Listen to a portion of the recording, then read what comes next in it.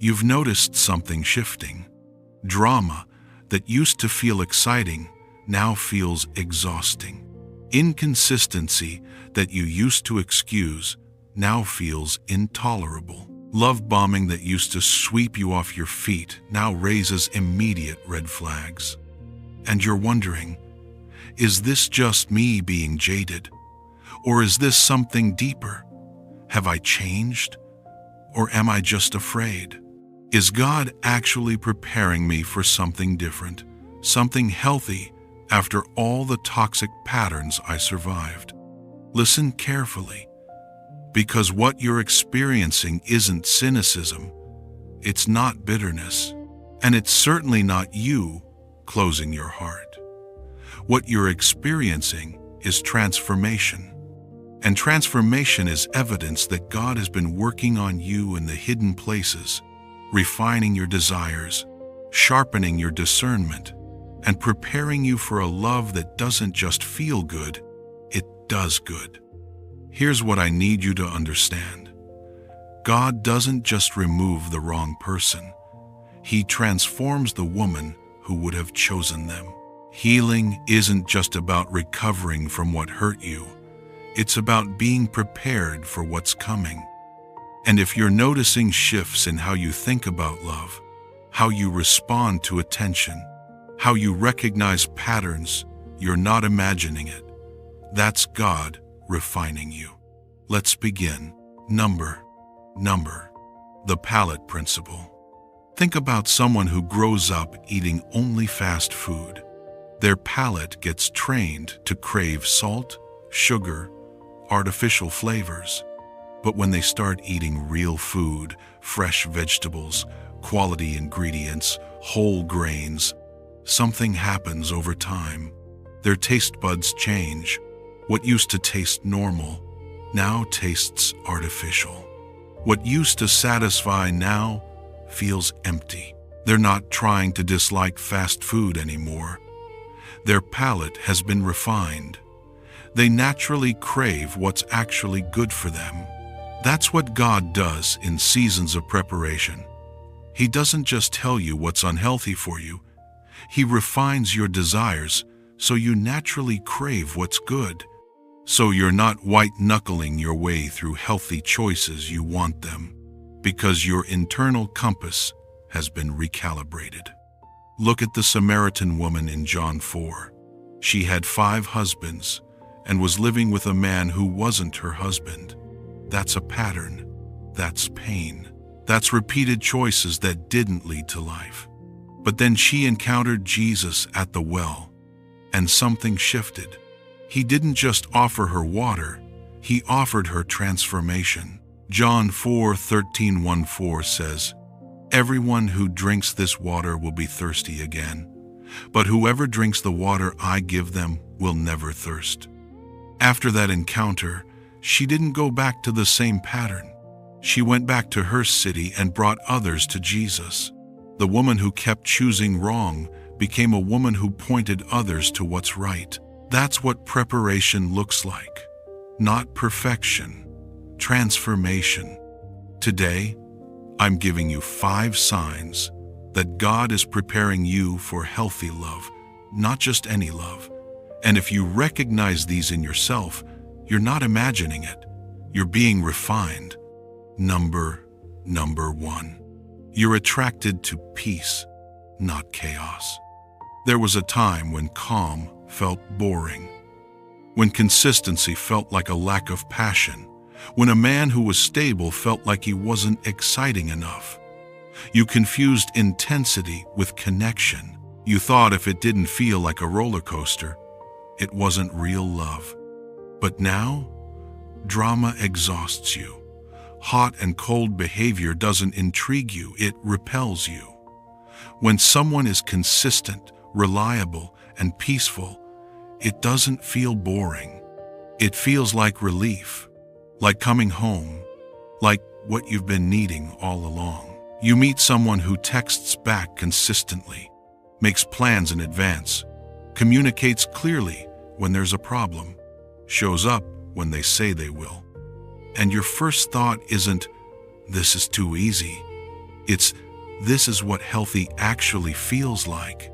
Scripture says in 1 Corinthians 14:33, God is not the author of confusion, but of peace.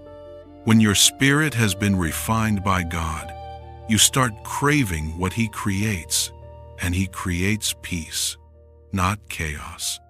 The fact that you're no longer attracted to turbulence isn't you being jaded, it's you being healed. Your desires are beginning to align with God's design. This shift reveals that God has been detoxing your understanding of love. You're no longer addicted to the adrenaline of dysfunction. Your nervous system has calmed. Your spirit has been recalibrated. And now you can recognize healthy because you've been healed. Your emotional palate has been refined. What used to taste like passion now tastes like poison. What used to feel boring now feels like nourishment. You're not settling for less, you're recognizing more. Number 2. You recognize red flags immediately and you act on them. You saw the red flags before, but you explain them away.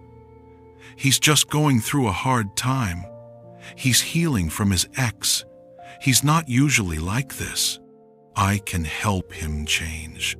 You gave months to people who showed you in days who they were. You stayed too long, hoping your patience would inspire their transformation. But something has changed. Now, when you see inconsistency, you don't make excuses. When someone shows you they can't communicate, you don't wait for them to figure it out. When actions don't match words, you don't give unlimited chances. You recognize the pattern early, and you act, not with anger, not with drama, but with clarity and boundaries. Scripture says in Matthew 7:16, by their fruit you will recognize them, not by their potential, not by their promises, by their fruit. And fruit takes time to show, but not years. If someone isn't showing fruit after weeks, you're seeing a pattern, not a phase. God is sharpening your discernment. You don't need 6 months to see what you can see in 6 weeks. Matthew 7:16 doesn't just say you'll eventually figure it out. It says you'll recognize them by fruit. Recognition is immediate when you know what you're looking for. That's what God has given you, trained eyes. This shift reveals that God has taught you the difference between grace and denial. Grace gives people space to grow. Denial ignores what's already clear. You're no longer confusing the two. You're not being harsh. You're being wise. And wisdom protects what grace would have endangered. Number 3. You choose yourself without guilt. You used to feel guilty for having standards. You felt selfish for prioritizing your peace. You thought saying no made you difficult, high maintenance, or cold. So you said yes when you meant no. You stayed when you should have left. You gave access before there was clarity. But now, you protect your peace like it's sacred, because it is. You say no without over-explaining. You walk away from situations that cost you your joy, and you don't feel guilty about it anymore. You're not choosing against someone. You're choosing for yourself. And that's not selfishness. That's stewardship. Proverbs 4:23 says, above all else, guard your heart, for everything you do flows from it. Guard. That's an active, intentional, protective word. Not give your heart away freely. Guard it. God has taught you that your heart isn't a gift to be given to anyone who asks. It's a treasure to be stewarded, and stewardship requires boundaries. Think of Esther. Before she ever stood before the king, she went through 12 months of preparation, oils, perfumes, beauty treatments. But more than that, she was being prepared internally. Esther 2:12 tells us she was being made ready, not rushed, not pressured, prepared.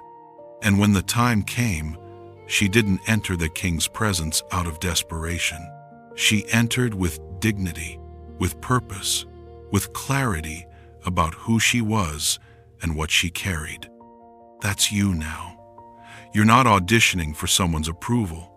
You're discerning if they're worthy of access to what God is building in you.